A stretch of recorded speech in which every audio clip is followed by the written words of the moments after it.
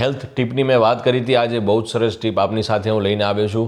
દર્દીનો પ્રશ્ન છે મને કે દાદર માટે કઈ ટ્યુબ લેવી જોઈએ. દરેક કેસીસ અલગ હોય છે, પણ એક જનરલ તમને ટીપ આપવા માગીશ. અહીંયા આગળ હું બજારમાં ઘણી બધી દાદરની દવાઓ મળતી હોય છે, પણ કઈ દવા ન લેવી એની ઉપર ખાસ કરીને વાત કરીશ. ક્યારે પણ તમે આ નામ જુઓ, ક્લોબેટાસોલ, બેક્લોમેથાઝોન કે બેટામેથાઝોન, કે જેની અંદર સ્ટેરોઇડ્સ હોય છે, એવી દવાને ખાસ કરીને અવોઇડ કરવી જોઈએ, કેમ કે આ જે પ્રકારની દવા છે એ આપણી ચામડીને પાતળી કરે છે અને જે ફંગલ ઇન્ફેક્શન છે આખી બોડીની અંદર ફેલાઈ દે છે. એટલે જ્યારે પણ તમે સ્ટેરોઇડ જુઓ, શરૂઆતની અંદર એની અસર તુરંત દેખાશે, પણ લાંબા ગાળાની માટે એ નુકસાનકારક છે.